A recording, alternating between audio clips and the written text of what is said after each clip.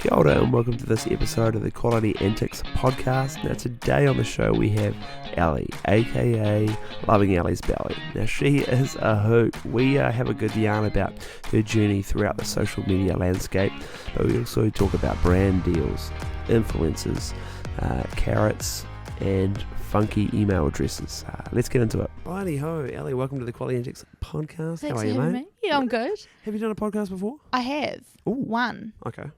And it was so much fun. Okay, I man. like them. Perfect. Yeah, they're just good yarn, and like ideally, this series where I'm sitting down with people who I find interesting, it's like a great time to hear about what you've been up to, even in your whole lifespan, but then let alone like where you want to go. Yeah. And then you can tune into this bad boy in like 10 years time and be like, man, Little old me. I was already onto it. I the knew what I things wanted. I was saying back then. Yeah, or like, what was I thinking? Yeah. Oh, Ellie. Yeah. Okay, so for those who are tuning into this and they're like, wait, who's Ellie? How do you explain who you are and what you're up to in like a minute? Yeah. Who am I? Yeah. I always never know how to answer that question. Yeah. I am Ellie Haines, but often known as Loving Ellie's Belly. Okay. How old am I? 28. I'm a 28-year-old. And I've been blogging for about 5 years, I guess you could say. And it just started off as a Facebook page. Yeah, okay. Not Instagram. Okay. I was on Facebook. And I originally started off as actually losing Ellie's belly. Mm-hmm. I was on a big weight loss mission, got stuck into that whole weight loss world. Okay, so I'm going to pause you all the time. So, right, you're sitting at home, you're thinking, right, I feel like I want to lose some weight at the moment. Yeah. I'm going to create a Facebook page. Yeah. And I'm going to document my journey. That's what you're going to do. Hold myself accountable. Got it. Got it. Mm-hmm. Okay, cool. Continue. Literally took pictures of the scales every week. The food I was one of those. I was taking photos of food and everything. I was way too obsessed with it. I started working out, which was good, but like an unhealthy amount. Mm-hmm. And it went really well. I also had like a blog web page as well, and was just doing my thing like that. And then I actually went on a Kentucky after I got dumped. Yeah. First time I got dumped, it was the biggest heartbreak. I actually saw him yesterday for the first time. I was like, fuck. It's been like 4 years. So you freshly get dumped, and you're like, that's it, I'm out of here. I'm going to go I've Kentucky. like got to go on a Kentucky and Kentucky it up. Yep. And that's when I got really extra into, I guess, weight loss.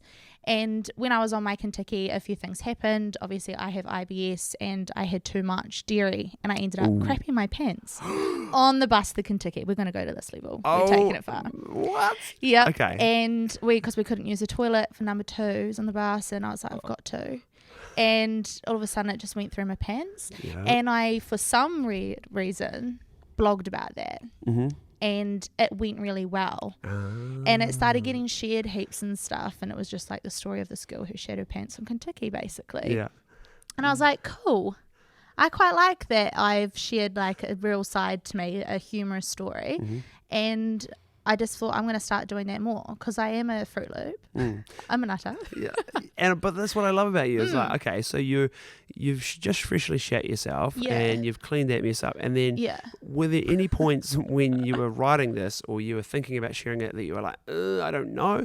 Or were you like, just didn't even think about it, just posted? Yeah, I think I just didn't think about it. The only thing I thought was that was going to be quite a different contrast from obviously just like a healthy weight loss page to shit myself. Mm-hmm. Very different. Yeah. But at that time, a lot of the people that followed me were people that knew me. So it was like a lot of friends, family, extended friends and things like that. Yeah. And they've always known me to be nutty. But then when I did that, I started attracting other people that hadn't known me before and they just now know me as a girl that shat herself. Yeah. And then it was really weird. I went to a documentary called Embrace, and it's a doco that I always suggest that women and men should watch, and it's really good. Okay. It's on TVNZ On Demand. Oh, there's some good stuff on there. Yeah, it's bloody great. And I met the lady who took the documentary after the live premiere thing, and I decided from that point on I am promoting such bad things. Like, all I'm talking about is weight loss. What am I doing? So what in the documentary, okay, I don't know what it's so what in it was it just saying? It was a bunch of women interviewed from around the world, and they just talk about how they've let their body confidence issues affect their life. Got it. And it's so empowering. And you were like, wait a minute. Yeah. I don't want to be one of those women who's like, yeah.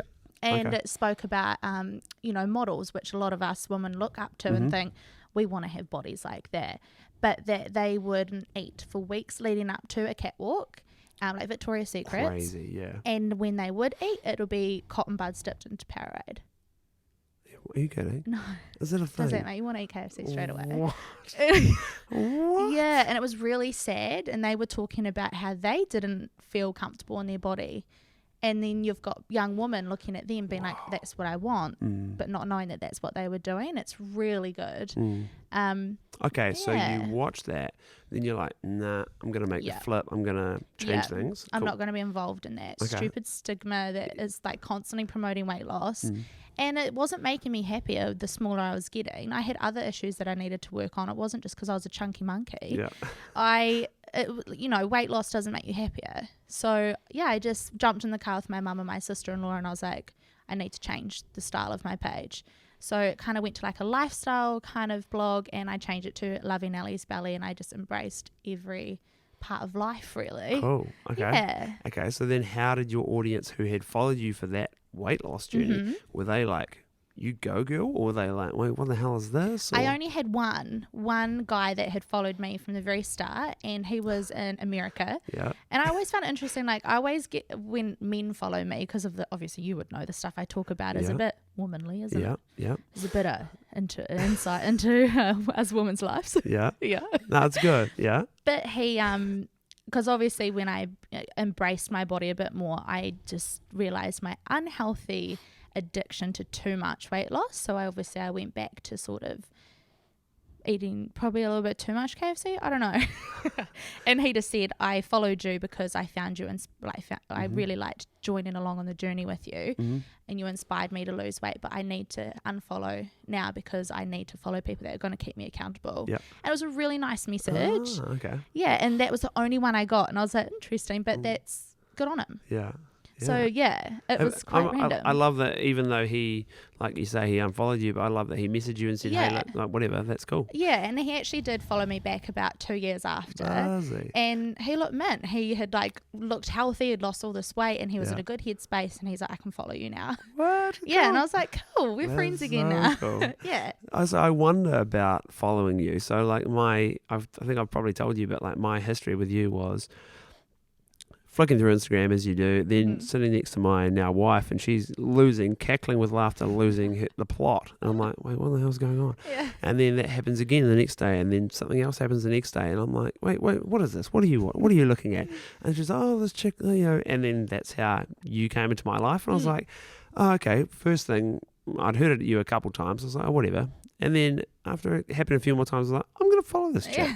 She seems like a good time. I'm going to join the bandwagon. Yeah.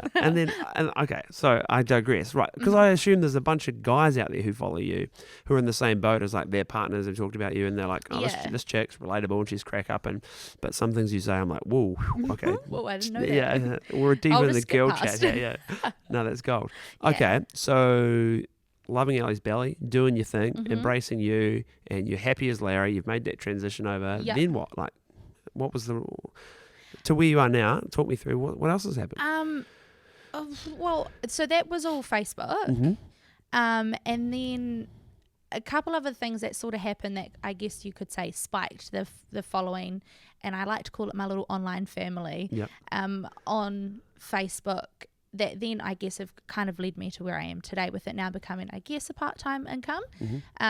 There was a viral video that went round of two really cute chubby babies on a shaky exercise machine. Yeah. And that got sent to me from a girl that followed me for ages because I was taking the piss eating wiki wings on one of those exercise machines. Yeah. And she said, oh, here's my nephews on this machine, and I shared it on my page and woke up and had 50,000 new followers overnight, and it just went viral. What? And me and her were messaging being like, what the fuck? Like, I was like, oh my gosh, do you want me to remove it? Because this was obviously, at this point I just had like 18,000. Yeah. And I was like, this is your nephews, like, I don't want to cross the line. And we were like, actually, no, we're making people laugh. And then it ended up on Ellen DeGeneres. No. Yeah. And we were way. like, what the fuck? And it ended up just being like hectic. Yeah. And people constantly messaging being like, we want to buy this video off you. And I was like, this is too much. Yeah. Like, so I recently removed that because it was still to this day. That was about 3 years ago. Still getting messages and stuff. Oh, buzzing. It was nuts. And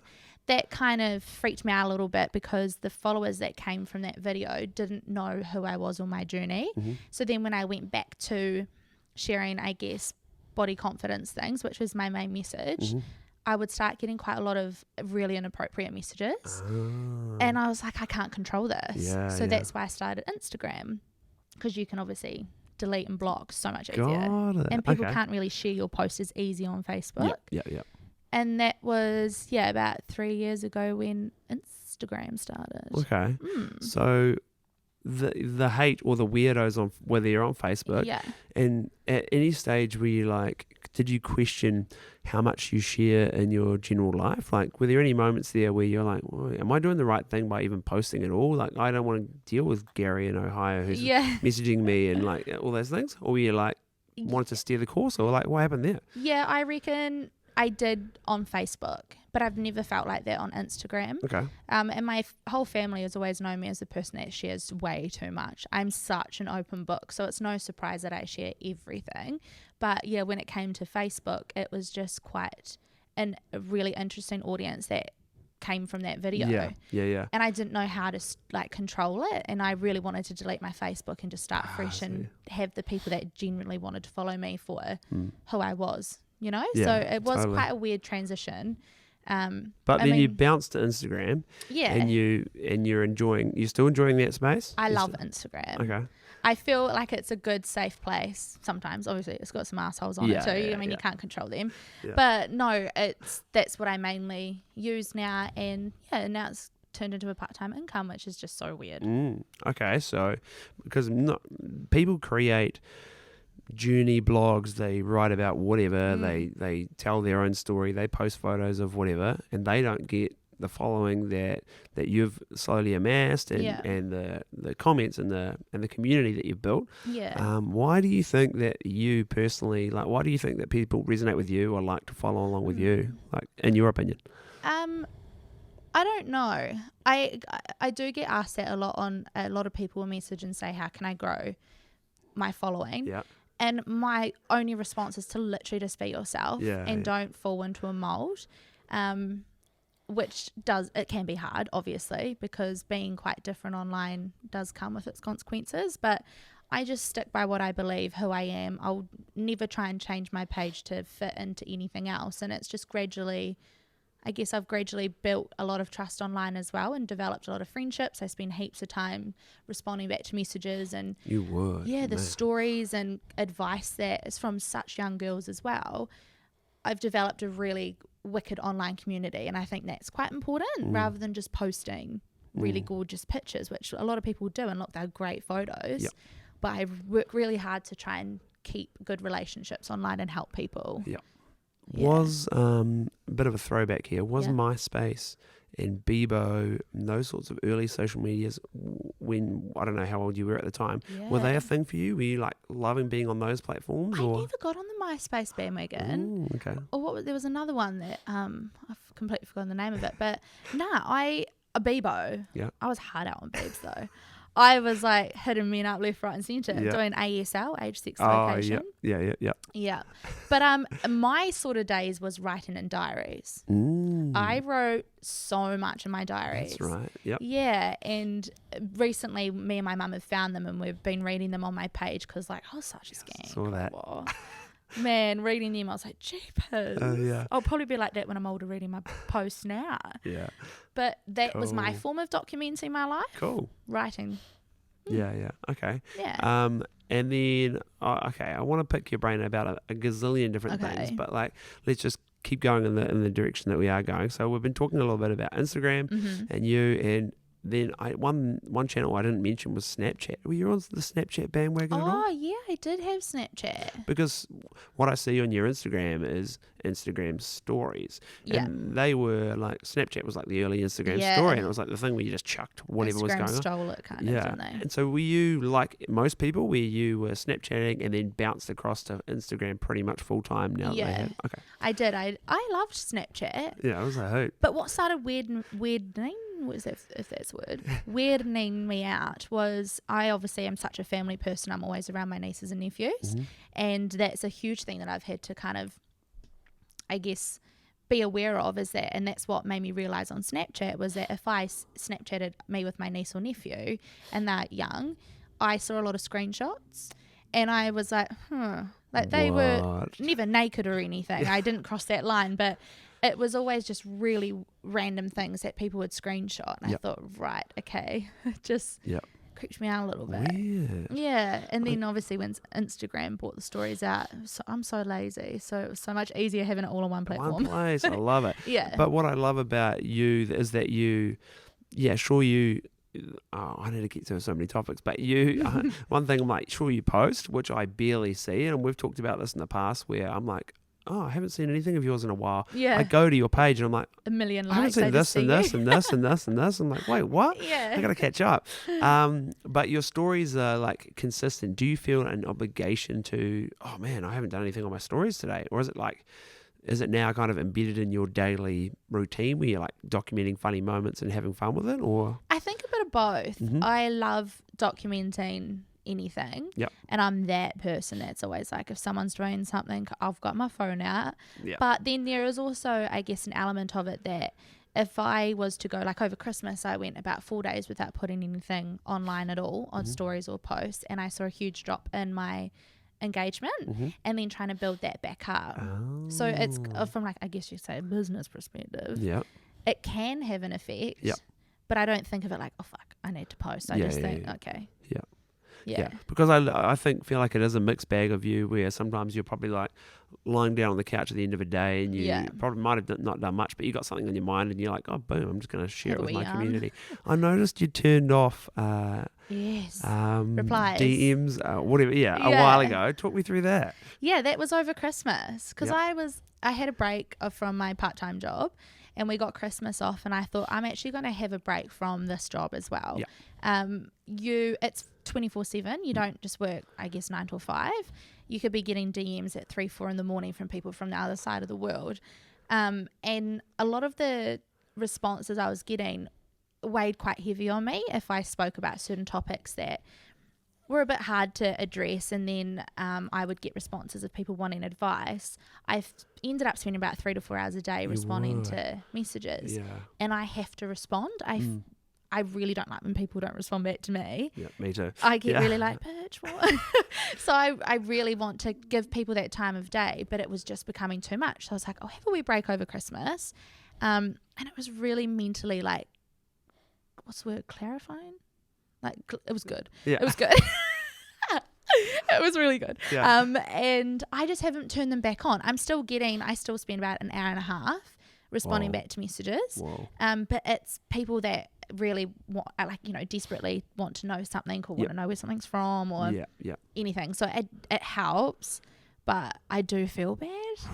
It's weird. But still, like you say, 3 or so hours, because like you say, it's not just like, thanks, hon. No. This. It's like big, deep topics or massive questions. And you're like, oh my gosh, you can't just like chuck an X and away you go. Like, and it's almost like if you go into your email inbox and just say you had 150 unread emails, you do kind of think, oh, fuck, like, I've got to reply to all these. It's like that, but on crack on your phone. And obviously I work part-time, and then when I'm home, I'd like to spend that time with my partner, and then I'd get home and I'd just be sitting glued to my phone. So mentally it's actually really good to do that. Cool. Yeah. Mate. Yeah, so when I saw you talk about that, and you're like, hey guys, you may have noticed this. I was like, oh my God.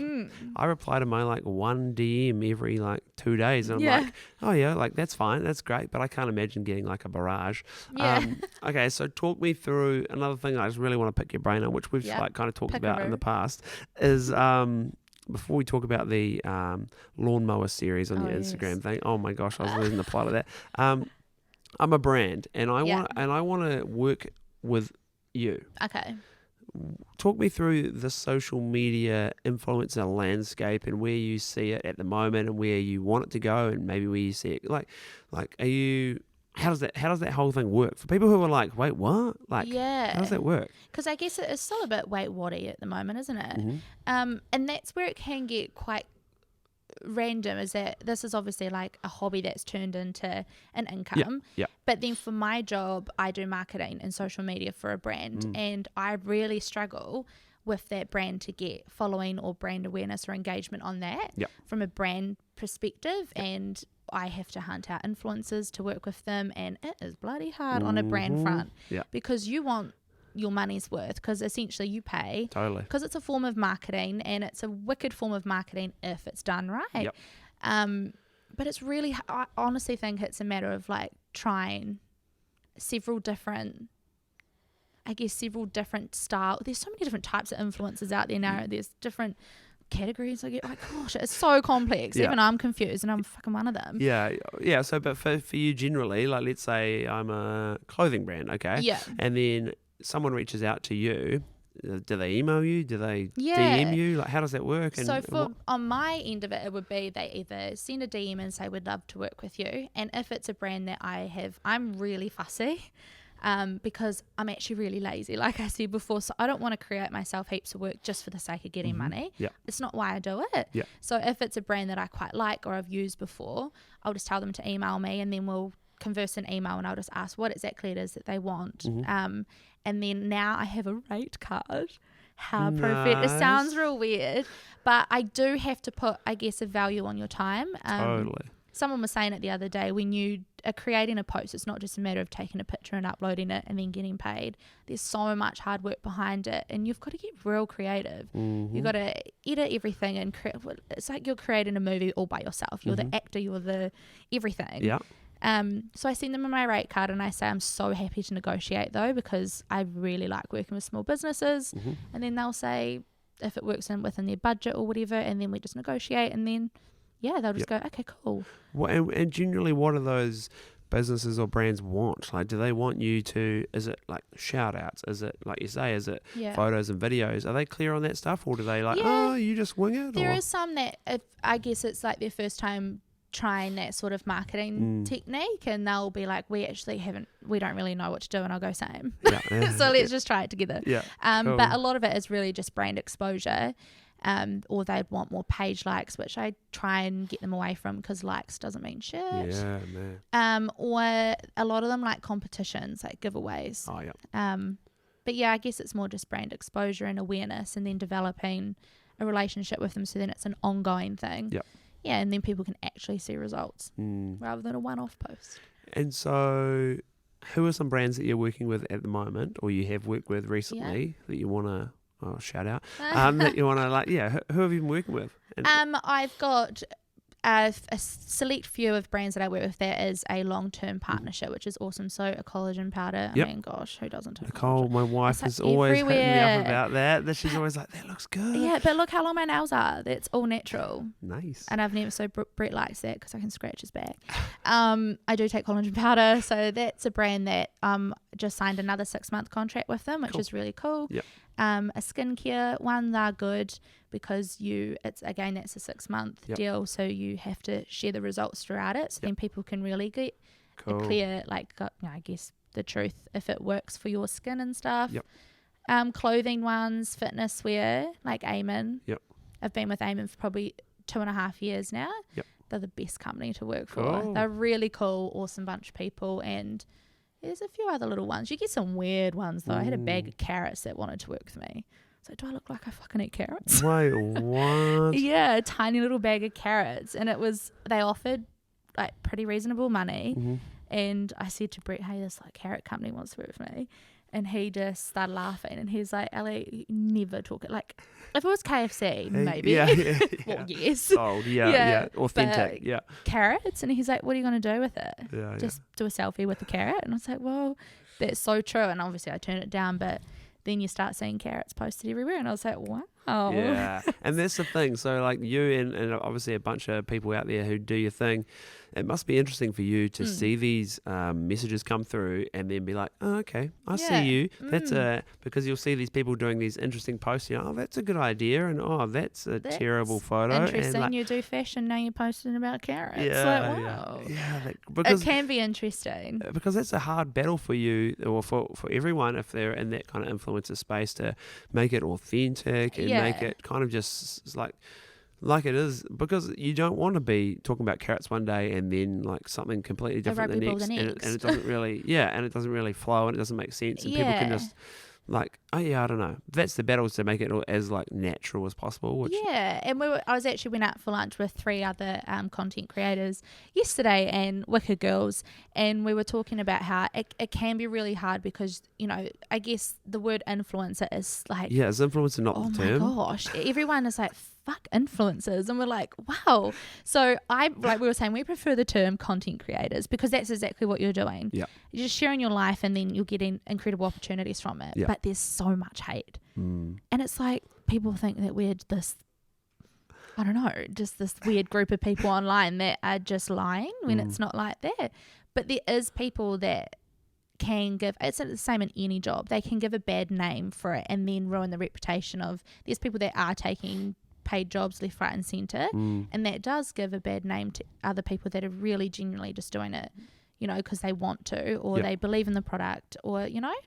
So there is that like weird line of influenza. But let's say you're a content creator and you're starting out, and like, how do you navigate, like, how did you navigate that space where you're like you say, you're still working it out, still figuring it out? If someone's out there and maybe they have had that first DM, like what's some advice for people who maybe a brand's reached out to them and maybe let's say it aligns well and they're like, hey, I want to work with them, or maybe their goal is to work with more brands. What would you recommend? I get asked that heaps from other people online, and I love that they can message me and ask me questions, because it can be like, it's a weird space where a lot of people don't want to talk about the deals or the money or anything, and they want to keep their little tricks up their sleeve. But I'm like, fuck, who, like, we're all in this together, we should help each other. A girl messaged me the other day and she's just started blogging, she's got just over 1,000 followers, and a brand messaged her and wanted to send her free product, but she had to pay for the freight. And she was like, what do I do? And I was like, well, personally, if a brand really wants you to share their brand or whatever, they're getting brand the bill for it. And so I like when people ask me questions, but I've forgotten the question. Would you ask me? Well, just like let's say you're starting out. Like, what's some advice? So like, I would just be picky with what you do. And I always say good things take time. There's no rush to. Don't think of the money. It's actually not. It's not. That's the best part about it, you know. So good things take time, and it's not about followers. That's a huge thing. But like, I guess it's like, let's say you've got 1,000, 2,000 followers, and then a brand pops up out of nowhere, and then you jump on the first and the second and the third brand deal, and you're like, ooh, and then all of a sudden, all those followers that you've got, and we're like, oh, she's selling, and buy. Whereas if you don't focus on that sort of thing and just try and do your thing, like stay as authentic as possible, and then sure, things will eventually pop up. But and I guess it is all about learning. I've made mistakes before, and you learn from them hugely. And you know, I worked with a company last year, and I at the time thought it aligned with me. I was like, hey, it's a good product. It's a superfood bloody powder thing. That's healthy. I'm trying to be healthy because, gosh, I was going through that stage. And I worked with them, and it was on a paid, like a sponsored post. And the backlash I got from it, I was really shocked by, because I didn't do what I normally would do, and I dig into the company and look at the other products that they stock. And they had like weight loss teas and things like that. And I fucking hate them. Like, I don't ever want to be aligned with that crap. But I just put myself kind of in that same alignment.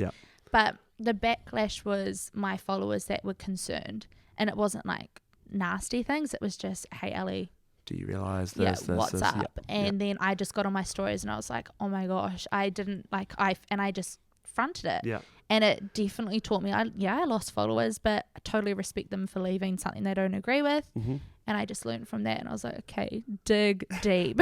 Digging deep into those brands. And I fell into that trap, which it can be so easy to fall into. Yeah, man, it would. Okay, talk to me about your wonderful partner, Brett. Brett. Delicious. How did Brett come into your life? Tinder. Really? Yes. Okay. Swiped right. So you're swiping, okay. Yeah. And was the chat out the gate really good? Nah, he actually...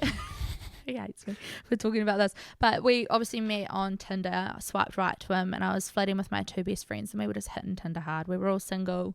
I was just out of a real shitty relationship by an absolute wanker. Yeah. And I was like, that's it. And I swiped right to Brett because I was like, he's hot because he's such a good looking dude. Ooh. He kind of looks like Richie McCaw mixed with Seth Rogen, and that's my faves. Okay. But hold on. And the bastard, like after we were talking, he was like, oh, I'm in Queenstown. I was like, well, how did we match? Because I'm in Christchurch and I know how Tinder works, and there's like a certain mileage, that it goes up to. Yeah. Okays. And he'd paid for premium. He did. To bloody bounce locations. Yeah. And he's like, well, who doesn't want to come to Queenstown? I was like, ugh, what an arrogant prick. And then he messaged me once. Yes. He's like, not to be rude, but your ex looks like a wanker. And I was like, well, because he was. And I've spoken about that before, and that's like a deep topic, but... And I was like, interesting, but you actually just sound like a wanker now. Yeah. And he was kind of annoying. He was always messaging me. And I stopped talking to him for like just about over a week. And I was like, I'm not messaging, but he's so hot. But no. And then all of a sudden, I actually really missed him. And then we started talking on the phones, and I opened up about my past relationship, and I was in a really dark place. And he helped me. It was so weird. I'd never had that. Yeah. And he just helped me through it, and he... became a really good friend. And then all of a sudden he was like, well, I'd say friend, but like we were having like phone sex and stuff as well, so it's not really friend, is it? Yeah. And then he was like, don't want me to come to Christchurch and meet you? Yeah. I was like, okay. And he did. He got here at like 4 a.m. Whoa. And were you at that stage, were there any questions in your mind about like, is this a catfish? So were you many worried? Questions. Didn't tell my family because I was like, what am I doing, stupid girl? Like, but I did make sure, like, he came to our flat, and I had several of my guy friends there and my 2 best friends. Yeah. And because we just had a few drinks there, and I was like, you guys are all staying here because this guy can't be real. Oh, man. And then he was. Wicked. Yeah, and then literally we have just been inseparable ever since. Wow. Yeah. So what was he doing? Was he studying? Was he working in Queenstown? He was working. Is he from Queenstown? Or he's from down south. Okay. He's from Lawrence. Okay. You kind of blink through it as you're going from Dunedin to Queenstown. Yep. Tiny little, he's my little hick man. Nice. And then did he move straight up to Christchurch after that? Or like, how did that happen? So we did long distance for just under a year. Mm-hmm. And the plan was that we go. It was hard but fun because we knew we'd see each other. And Queenstown's an amazing place to go visit. Yeah. And I really enjoyed the time together. We'd make the most of seeing each other because we only had basically a night because Queenstown was so far away to drive. And then I was like, no, he said, I've moved constantly for girls before. Mm-hmm. I'm not doing that again. And I was like, well, I've never left my job. I've always been in the family business. I've never moved. So I'll come to you. Wow. I know. And I packed my bags and I left and lasted a year. And now we're back here. Correct. Okay, so were you literally packing the bags, but also freaking out about moving to Queenstown? Or did you think, hey, it's all going to be fine, like we'll sort it out? Or I was nervous, but I was also really excited because I loved going to Queenstown. Yeah. But I was really nervous on the part of like, okay, we've known each other for a year, but we've only seen each other on weekends. Yep. Most weekends, but not every weekend. And now I'm going straight to living with him in a tiny little room in a tiny flat, freezing cold flat in Queenstown. Yeah. And I was like, shit, that's going to be hard. But how was it? It was the best thing. Cool. We had to go through so much together, and it was just us in Queenstown. Yeah. I didn't have any friends or family there. And it really pulled us closer. And he said, we'll try it for a year. And then if you don't like it, we can come and live in your hometown. And now, obviously, Christchurch become home for him. Yeah. So what happened? What was it about Queenstown that you didn't like? Like, it's great for a weekend. Yeah, wicked for a long weekend. Like, hen stews and stuff. Yeah. Take me there. But I don't know. I think I had the first job I got there was horrible. Mm-hmm. And I have been working in obviously our family business for so long, and it was such a good company to work for, to then go work for a company that really didn't care about their staff. Yeah. And I couldn't help but voice I didn't like it. And so I just quit and then went to another job, which was pretty good. Got me through, but it was such a small town. It was quite claustrophobic, expensive, and we could only afford to live in flats that were full of other people. And I love my own space, and I'm a real home girl. Yeah, fair enough. My family is like everything. So I just really struggled. I don't know what it was about it. The flat scenario would be enough for me to be like, I'm out. Like, that would be terrible. And my landlord, Oh, did you follow me in the landlord days? She was nuts. Okay, so there's a dive back in the archives. Yeah. Is that bookmarked somewhere? I've still got it saved as highlights. Got Okay. 3. If you're interested, head to Ellie's page and you'll be able to check it out. But have you had backlash from something like that, where you document something funny and then that gets out to the wrong person, or like, have you had anything like that? Oh, I think I have. I just can't remember. I can't remember of like exactly what it was. Because I was losing the plot at those stories. It was like a little ongoing saga of like, what's this product and what are these smells and what are these and it was interesting with your different flatmates, and like it was it was a really I kind of miss it. Is that weird? No, not at all. But it was so entertaining. I used to love getting home being like, what has my crazy landlord done today? She was an utter but it's all saved in my highlights, and I still get people now responding back to them. Gold. Okay, you bounce back to Christchurch. Now what do you do? So now I guess is where the Instagram kind of like I guess got to the point where it was a part-time income. I dabbled in agencies, which was a funny thing. Do you not do that now? No. Oh, no. Okay. No. I mean, agencies are good for people that are really busy and have like side jobs of their own businesses and stuff like that, and I guess actors and that sort of stuff, but I guess my personality is so different to what would suit an agency. They really wanted me to change my name to just Ellie Haines, change my direction, didn't want me to talk in some of the languages I did, and I just felt like they were changing me to fit, again, that mold that I just really don't want to be in. Nothing wrong with it, but that's just not me. So I left there. I tried 2 different agencies and it was just weird. And that's where I got weird job opportunities. And I was like, what the fuck? One of them asked me to be the face of a pork crackle. And I was like, look, I know I'm a little fat, but I don't want to be on the face of pork fucking crackle. Like, what is going on? So I left there September last year, and it's been that's where I've managed to develop really good relationships with brands that I actually have used for years and I love. Yeah. Buzzy. Yeah. It's interesting that the agencies were pretty much like you say, trying to make you more vanilla. Yeah. When you were like, hey, I'm over here and I'm fine doing what Rocky I'm doing. Road, or what's another flavour of like, and you're like, and you just did your thing. Okay, cool. Yeah, and it works wicked for some people. I've heard really good things about how agencies have really helped them, and I guess helped them develop their brand and their page and their income. But just for me, it wasn't me. Not a go. No, I don't like being told what to do. Fair enough. Bouncing back to Brett, I know the candle thing. Explain how Brett and his candles kind of kicked off, and tell us a little bit more about that. Yeah, so my partner has whipped up some of his own beeswax candles, and they're so luxurious. Like, they're really nice. And it started from, obviously, our family is a big honey family. We've got a Manuka honey brand, Manuka South, and we were just sitting around at our batch one night, and Brett was like, I really want my own business. He is so driven. Cool. Real awesome drive, that boy. And my brother was like, beeswax candles would be sick. And next thing, they're bloody whipping up candles down in the garage, and then it escalated. He literally was like, I'm putting all my money into it, and he just dropped the bombshell. He's like, boom, business, it's launching in like 2 months. And I was like, fuck.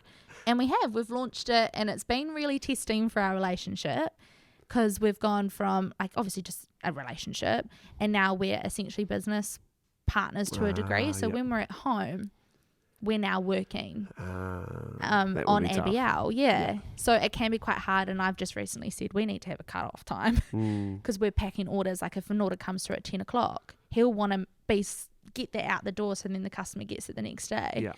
But he's done so well. They're really nice candles, and it's like all sustainably sourced and stuff, which makes it more expensive, and then you get backlash from that. But then if you didn't go sustainable, you get backlash from that. Can't bloody do anything right. Like New Zealand made, so it's obviously, hand poured, but not good enough. Yeah, needs to be $12. Oh, that's the thing. They're like, I want it super cheap, but then I'm like, I actually care about the environment as well. And it's like, so what do you want? Just support a New Zealand company, but then you'll spend like $80 on a soy one made in so our mate's place, China. So it's been really interesting, but it's such a sexy thing him doing. Like, it's such a nice drive to be with someone that's motivated, doing this thing. I haven't had that before. Yeah, cool. You're motivated. You're packing orders. It's late at night. Let's unwind. What do you do for your unwind time? I know there's a certain TV show that you're into. I was gonna say how bad. What else? But so what's your unwind time? What's your jam? Do you mean just mine or together? Oh, okay. Maybe a bit of yours, then maybe a bit of both. Because mine I don't want to go too detailed, but massive, like literally just laying in bed and watching shit TV. Yep. It's stuff that you can watch and not have to think about. Yeah. Yeah. I love that because my brain is constantly ticking, and Brett he'll game or be bloody working. Okay. Or so looking up cars. Really? Gosh. Is he a car man? Oh, he sells Holdens. Are you kidding? Yeah, he's obsessed. Like, gosh, he'll send me car pictures. I'm like, I honestly, what is that? Cool. You don't know what that is? I'm like, no. It's like, look at the interior. Yeah. Cool. Oh, I had a conversation with a mate today, and I was like, cool car. and because they were talking about how valuable it is, some BMW, and he's going, I'm going to pass it down to my kid. I'm like, oh my God, I would not want that. Yeah. But it's each to their own. Okay, so shit TV. What are the shows that you love, and what are you digging at the mo? Love Island. Yeah, what's so good about that show? Fill me in. It is so crap that it's so good. Yeah. I don't know what it is. Again, it's just that shit TV. It's like The Bachelor and Married at First Sight. Yep. I just love those drama shows that you're sitting there laying in bed looking like a bag of shit. Yeah. And you're watching it judging, but you shouldn't be judging, but you're like, what the fuck, Yeah. I love that. So you fall in love or / like start to hate characters and they get developed and you're like, oh my God. Like for me, I watched The Circle recently. Oh my gosh. And I was like, this is the stupidest show. So stupid. But then by the end, I was just about in tears. I was fist pumping with Joey. And I'm like, I love Joey. This? Yeah. And then I guess now with our day and age is that once a show ends, it doesn't actually end for us because we can then follow them and still follow their lives online. So it's you actually feel like you know these people. Weird. It's so weird. It is weird. I did that though after the show ended. I was like, oh, I'm going to quickly check out their socials. And then it's like interesting to see what they post on there. And like, it's a whole nother world. You mentioned about what you two do together for fun. Yeah, what so we're a bit boring. We're really different people. So I guess I'm an introverted extrovert. Okay. Right? And Brett is like a homeboy to himself. He loves his own space or just chilling with me. Real family orientated. So trying to find that balance of like me wanting to be socializing all the time. Let's go, girls, like let's go hang out with the girls and go and do all this. Our way of just getting time together and relaxing is we always go to the movies. We love going to the movies. Cool. I've not been in so long. What have you seen lately that was worth a watch? Midway. It's a war one based on the I'm really war. putting you on the spot here. The war. The attack on the Pearl Harbor. Oh, okay. It's really good. Midway. I think I've heard of the Battle of Midway. Something. Okay. It's really good. And then we recently seen 1976, whatever it was, which was another war movie. Oh, something. I remember seeing about that. Was that good? I mean, I heard that was. There's been like 50-50. It was really creative because it was all done in one shot thing, or something, which would be like bit up your jam, all that. I watched the behind the scenes on that bad boy. Yeah, it was really a little bit dizzy at the start. Okay, because the camera like literally pans around in one go. Yeah, but this, people left the theatre when we were there. No. Yeah, Wow. but then I've also heard really good things. So Yeah. we're hard to please because we're like pros at movies now. Yeah, so what's your jam for a movie? Like, I've heard 2 war movies. Is I that love your thing? war and action, yeah. Really? That's the only ones that we can really agree on. Okay. Otherwise, I'd be going chick flicks. Yeah. And Brett would probably be going to like a Christian movie or something. So it's like a healthy balance of let's go to like true stories or war movies and yeah. And we've chatted in the past about, and even before this podcast, about like murdery kind of like thrillery kind of stuff like that. So talk Horrors, me, what's with? Are you a horror girl? Can you sit through horrors? Brett can't stand Oh them. my god! I have this. I've always had an obsession with crime. My biggest dream would be to work somehow in the police industry, but not be a cop. So whether it be like a phone operator or marketing role, something, like I just have always wanted to be involved in that industry. So my closest way of getting to it is by pretending I'm solving crimes with them. So podcasts, documentaries on crime and stuff. I just like Netflix docos. Netflix has some doozies. Ted Bundy. Yeah. Oh Insane. my gosh. I didn't know much about Ted Bundy, sure, and I'd heard the name. Neither, but then watch the stuff online. It's like, oh my gosh. There's a few like that you watch and it's like, I've never heard of this case. This is insane.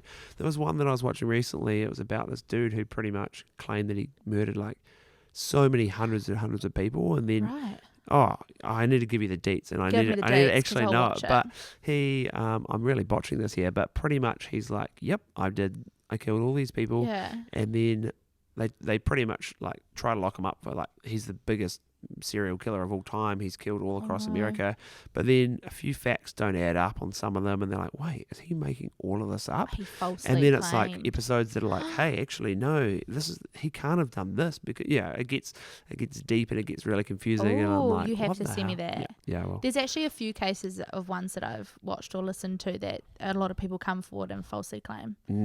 It's like weird. their obsession with wanting to be famous. It's disgusting, but Morbid, I was telling you before, is my favorite podcast. Okay. It's really good, but it is quite dark. But Brett hates that sort of stuff. I'll be like, oh, today on this podcast I listen, and he's like, don't tell me the world is a happy place full of fluffy bunnies and fairies. I'm like, well, it's not. Gold.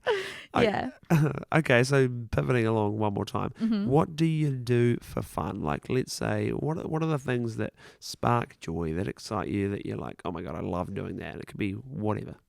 You know how when people have like real nice answers to this, and they're like, oh, and they've got nice hobbies, and you kind of feel motivated, inspired by it. I have nothing. I like mine is I love going shopping. Me and my mum have always, but we love going to the mall, and I love fashion and trying on clothes, and I get a real joy out of buying a nice new outfit and feeling good in it, because obviously being plus size, it's bloody hard finding nice clothes, so it's a mission. But when I find them, that makes me feel good. So I love going to the malls. And then my other thing that literally brings me joy is either just socializing or just being at home. Cool. I'm so boring. Yeah. Have you, like, for me personally, I love socializing all through like uni and everything like that. But as I'm getting into that end of my 20s, hey, I'm 30 now, I'm like, you're a married man now. Yeah, I'm like, I don't care about going out on a Saturday night till like 4 a.m. anymore. Like, I can't think of anything worse. I know. And I was actually just talking about this with my work friend today, how when you're single, you are so keen to do, like, you say yes to everything, and all of a sudden you've got so many friends, you've got awesome events and gigs and stuff, but then when you're in a relationship, you're like, nah, I'd rather just chill at home and I love chilling at home. And now, like, I can't be bothered drinking. Yeah. I go out, but I'll be like, no, I just have one gin and I'm done. Mate, every now and again, it's good to like just have a blast for the past and have a bit of fun. But then, it's better when you savour it. Oh yeah. And you're with like friends that you haven't caught up with in age, or weddings and stuff. Yeah, weddings are key. Best. Yeah. What's in the future? What's ahead for you? Give us your what's it called? It's not the glass ball. What's the premonition, the prediction? Like, what do you want to do with your time?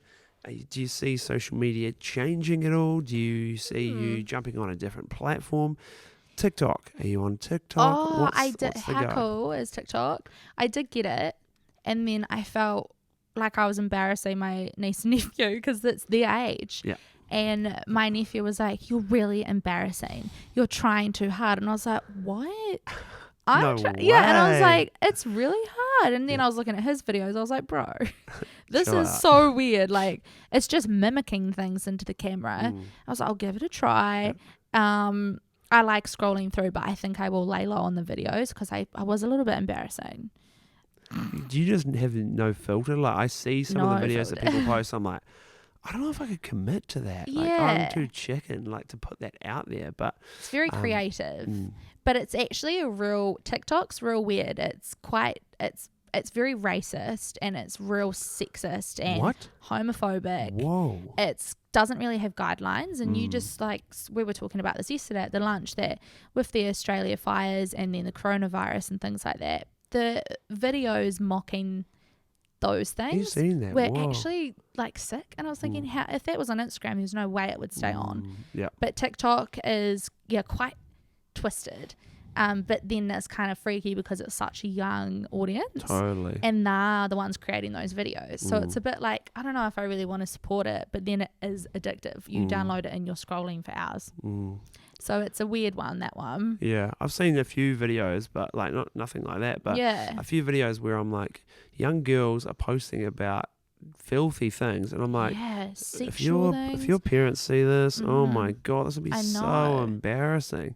But I don't know. And it's real weird that, like, I feel like the generation below, the girls they're so beautiful. I wasn't like, I look back, whoa.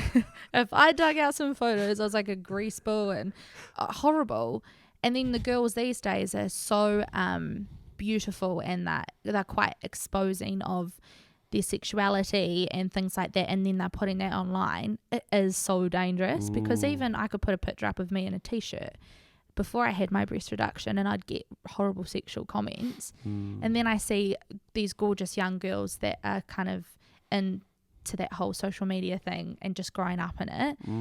And the comments they're getting and they're liking them, I'm like, oh no, it freaks me out. True. Makes me not want kids. Yeah, see, I couldn't imagine going through high school with the social media landscape that we have now compared to like what we had. Like you say, it was like Bebo, and it just seems so like prehistoric and pretty new. And it was so casual and innocent. And I feel like we didn't share near as much as the level that you share nowadays. Yeah. And I did a thing about, probably about 9 months ago now, where I worked alongside the police here, and it was with a bunch of young women that have had horrible things happen to their life, and we went to Hamner Springs with them. Cool. And it's to get them away from reality and their court cases and things that are happening. And I got to have a talk with them, and a lot of them were talking about, because they're all in that age bracket of where social media is really hard. And one girl is getting horribly bullied at school, and she said it just doesn't stop at school. She then goes home and she's getting it as soon as she opens her phone, it's text, Snapchat, Instagram, freaking everything. And she said, I cannot escape this nasty world. And my mum came with me because she's my sidekick. Nice. She comes with me everywhere. And she said, I can't understand it, because back in my day, bullying was obviously, it's never going to stop, sadly. It's always been around. She'd get bullied and then go home and it would stop. And then should be like just in be a at safe school. place at home, and yeah, exactly. And that line is just, it's so hard to escape from. People feel that they can just be so nasty just because you're online. Yeah. And it's one of the things that so many people always say to me is, well, you're putting your life online, so you kind of got to expect it. No, we don't. That doesn't give it You don't at need all to be anyone. a dick. Like, yeah. Yeah. Unless I'm harming someone, of course, but I never am. So some of the stuff you get is just like, wow. Yeah. Fuck, calm down, Trev. Like, it's just shocking. Totally. Yeah. So you mentioned the breast reduction, and you shared that kind of journey. Talk me through that journey, and how did that all come about, and your documentation of it. Was that like an intentional thing that you wanted to share? And talk me through that. So I got a breast reduction 6 months ago. Best thing ever. They removed 1.25 kgs from each boob. Whoa, nice. Yes, Brett was like my uncle says, you ripped them off. And Brett is a little gutted, but I still got nice little boogies, still a double D. And the reason I documented that is because I obviously share quite a lot of my life online. Mm-hmm. If I was to just mention that I got a breast reduction, then never shared it, I'll be getting asked so many questions anyway. So it's almost like an easy way to answer hundreds of questions that you're going to get anyway. Yeah. And also, I really wanted to inspire people to kind of do the opposite of what was online. Mm-hmm. So it's a lot of enhancements that we see online all the time, and there's nothing wrong with it. But breast reductions are still seen as like a big cosmetic procedure, and that it's plastic surgery sort of thing. Mm-hmm.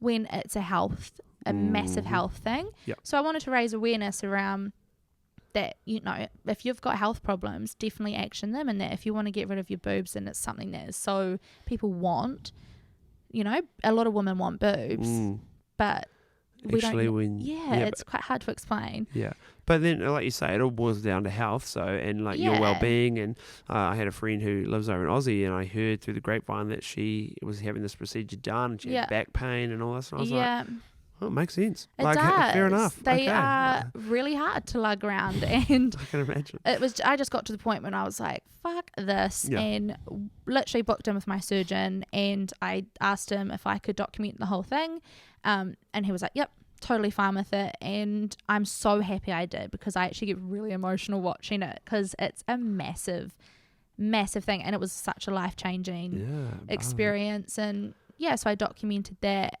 It's just taking so long to edit, because there's so much nip, obviously, because it's a breast reduction. I remember you talking to me about that. Yeah, I was like, can you help me? But you might see my boob. You'll see my nipple a lot. That's right. My cut nipple.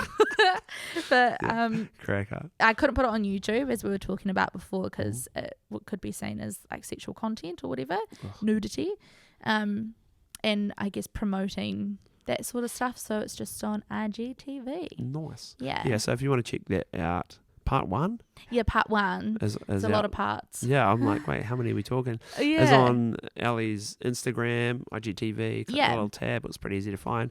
The last thing I want to talk to you about before we can chat about wherever, my wife Nicole said to me, I want to hear her talk about migraines. You mentioned you have migraines, and you're going to have a look and talk to some people about something here in Christchurch. So talk me through that. That also, I guess, ties into the breast reduction thing, doesn't it? Because they definitely thought, because I had double D's when I was 12, and when I started, I actually just found out last night, I was 9 when I started getting them. I always thought I was 11, 12. Mm-hmm. They thought that if I got a breast reduction, it would help reduce my migraines, but it didn't. So I've suffered from them for years, and literally anything can trigger me. I had 3 in 1 week last week. So what, like for me, who's never had a migraine in my life, a migraine isn't just, as I'm assuming, like it's intense headache. Like it's not something a Panadol can fix. So talk me through it. You're sitting there at your desk, and then how does it happen? What happens? I will literally, there's obviously everyone's different, but I got my score ranking thing yesterday that the highest, most severe is a 78, and I'm a 72. So I could just be sitting at my desk, and then with a snap of a finger, no warning, I'll lose my vision. Whoa. And it's like a starry, you know those little telescope things you used to look in when we were younger? Yeah. It's like that, but not with colour. Whoa. And I know that I've got about 20 minutes to get my medication in me, and I have to go to bed. There's just nothing I can do. And then I'll go numb completely down one side of my body.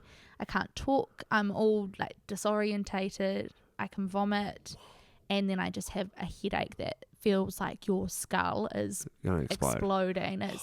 It's horrible. And it's funny because sometimes, you know, that's one of the things I struggle with in Queenstown with that job. I had to declare that it's a medical condition because I get them so much, and I just have to go home. There's no way I could work.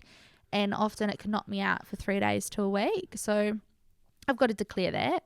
And they just weren't understanding of it. I had to stay at work, and I was working in a retail shop with flickering lights and stuff, and I'd had customers be like, you have to go home. I was like, I can't. God. So something that I've had the biggest battle with my whole life. Yeah. It stopped like traveling and working and so many things, social life and everything. But here I'm really lucky because obviously Dad understands, and I just either go into Dad's office or go home. Yeah. But I've just started going to the migraine clinic. I had my first appointment yesterday. It's like costs a mortgage to go. Wow. Because it's $250 for your first appointment, Yep. and then $150 every 3 days to follow up. Mm-hmm. But So you've got to go. What do they do? Like, is the goal to have no more migraines ever, or is it? I think it's case dependent. He said he'd never be able to cure me from them, but he could lower them. He checked my neck and wants me to get a CT scan. Oh, yep. Just because my things are quite. He's a little bit concerned about a few things. Well, Yep. I don't fucking know what it means. Yeah. I was just like, I'll just go get it done. Yeah. And then it's basically chiropractor. Oh. It's a very expensive form of chiropractor, but the first few sessions I think are really crucial to go to that place. And then if you get an answer that it's something in your neck or your back, just go to a chiropractor. Ballsy. Yeah, so it's kind of like started yesterday. Starting that whole procedure. Did your wife suffer from them? No, but she obviously saw in your stories and just wanted to hear more. And I know you mentioned it the other day, and you were like, it's pretty expensive. But the same thing, you're going through something. People are interested and they want to see the journey, whether it be like this makeup that you use and then in 3 months time, or for this case it's like, hey, I'm suffering these migraines. People are like, oh, I suffer them, or I don't, but I'm interested to hear, because then their auntie who suffers them, they'll pass on that info and they'll be like, oh my god, I saw this. It's a word of mouth thing, it's such a common thing. And whenever I talk about migraines or woman things, like attached to my migraines, I was talking about my Mirena, which is like a contraceptive thing. Woman thing. And in cases like that, I was kind of happy that my replies were off, because I know people mean good intent with their advice and things like that. It's like when I talk about migraines, I'll get hundreds of messages telling me what to do, what to take. But I think they're forgetting that I've had them since I was so young, and I've literally tried everything. Then it adds to the stress, because you have hundreds of messages and they're trying to help, but then I feel bad being like, I've tried that. Yeah, that must be tough, being like, honey, what works for me is a little hot pack, and you're like, oh man, like, it's like, just take a Panadol. I'm like, if only. So the vision's going, you're all over the show. You said medication, so you have to take medication, and does that stop all the vision-y things, or like what happens?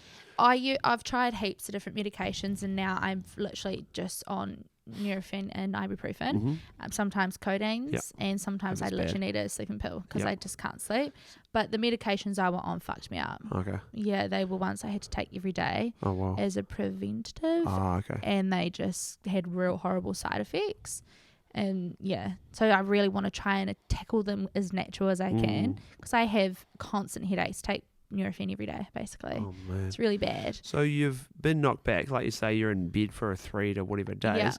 So is that like a headache, dealing with it with medication, and like the thought of doing anything is just like terrible? You feel like you've had a 12-day bender. Wow. And you've been around strobe lights and massive loud, like you're right by the base at a gig. And you just feel like shit. It's like you've been hit by a bus, but survived. Sounds terrible. Yeah. You just feel so tired. And then obviously I work in an office environment, and then the social media stuff is computer or phone. You're at glary screens all the time. It's so bright in here.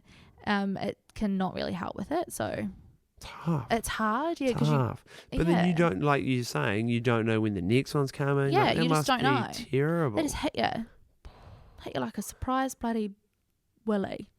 Just come straight at you, and you're like, wow. Nothing like a surprise willy coming at you. You just don't want that. Do you?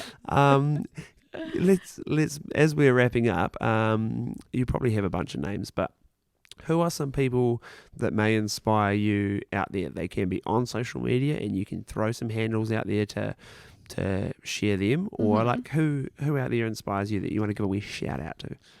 I guess my biggest one is definitely my mum. She's not an influencer, but she would be my biggest inspiration. My brother's also one of my, like, a real good person to look up to. We work together as well, but I just find him real inspiring, and we're literally like Itsy and Ditsy. Cool. Should have been twins. But I do have heaps of people online. I love some of them are really weird, like Abby, who was on The Bachelor last year. She has just got the most fierce page. She just doesn't care, and she addresses topics that I love, and her bite back to bullying is really like commercial. It's really funny, and I just find myself always going to her page. Okay, cool. I can't remember her name. Abby someone. And Jade Turney. So she's like a beautiful model in Australia. Mm-hmm. She has another page she's got like a pretty little hot fucking skinny page. And then she has her like, I guess another page that's like all her bad shots, as she calls it. And she's so funny. I actually did write a list of funny people the other day. Let me just whip up this bad boy. Yeah, mate. Oh, good. Because people always are like, who should I watch that's inspiring? Gold. Where is it? Hold on. But I guess like like you say here, there's like the theme is like people who are authentic, not afraid to have a laugh at themselves, and like they have a bit of make fun. you feel good when you come across their page. You don't feel like you're comparing. You're actually just like, have a wee chuckle, and you're good. Oh, the other one that I've got down here is One Bike, One World. And you'll like him. Okay. He's got YouTube videos as well. He was traveling around the world on a bike and like around Europe and stuff. And he came across a kitten. And the kitten has literally become his best friend. No. And he's so funny. And this cat is traveling around with him. Yeah. He gets cat passport and everything. But he just creates awesome content of this cat Nala. Cool. Really cool. You'll like him. Wicked. Martha. Did you ever watch Married at First Sight? Yeah. She's so funny. Amazing. So her mum, you know how I love a good mum content. Yeah. Has she got good mum content? Oh my gosh. Really? Her mum is absolutely hilarious. She's got highlights saved of her mum. Ooh, okay. And she's like one of the ones that you look at and you're like, ugh, she's one of those that you kind of compare to. But she's so funny. Ooh. And yeah, her mum is just ruthless and she's always giving her mum shit. Gold. Abby Chatfield, that was the girl. Okay. You'll like her. I will chuck... You'll flick me these deets and I'll chuck them in the podcast notes so you can go check these people out. They're weird ones, but good ones. Cool. Mate. Yeah. And anything else that you want to say, speak your mind before we wrap up? Did you want to talk about my mum? Oh, well, on her mower. I was losing my shit at that. I was cracking up so hard. And okay, so what's with your mum's obsession with her mower, the lawn? I'm thinking of getting her counselling. I love it. Mum and dad, they're actually a good time. They're such a hoot, but my mum, I'm with her all the time. When I'm not at work, because we live with my parents, but in a separate house on the same property, and it's awesome. Man.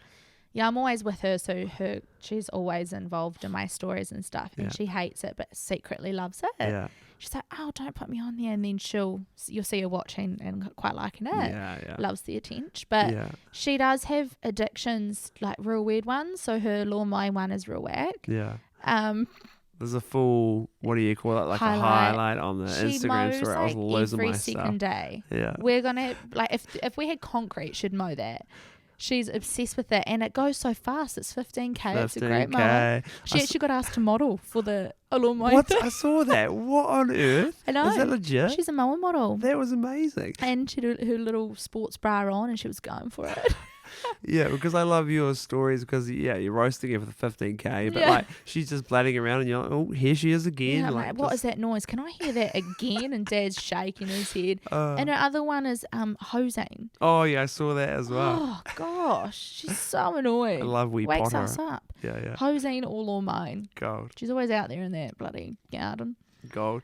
If people want to find you, you've mentioned at Loving Ellie's Belly on Instagram and Facebook. Where else? If there's any other place you want people to... TikTok because I was embarrassing. Apparently. She's been and gone. Actually, it is Loving Ellie's Belly on TikTok, but I might delete it.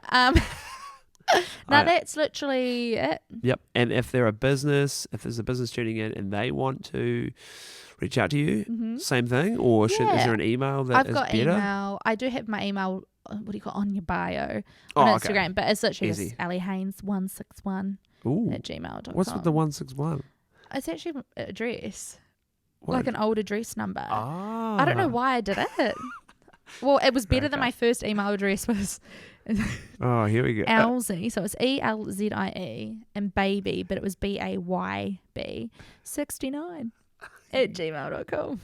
Yes. Should have kept it. Put that on my CV. Hire me. I love that. I love a good old email when you're like, oh yeah, this would be funny. And then you don't realise like what email even was going to become. Who even does that? Good on you for slapping that in there. Yeah. Thanks for coming on, mate. Thanks for having me. You're always a hoot. And all the best. I look forward to following your journey on the gram. And cheers. Thank you. Bye. Bye. thanks for tuning in for that episode. I hope you enjoyed it as much as I enjoyed just sitting down and having a bit of a yarn with Ellie. As I said in the intro, she's a hoot, but if you are not following her already, check out her Instagram at Loving Ellie's Belly. And if you are liking the sound of this podcast, then hang around. If you want to check us out on Instagram, we are at Quality Antics Podcast. Or if you want to flick us an email, we are qualityanticspodcast@gmail.com.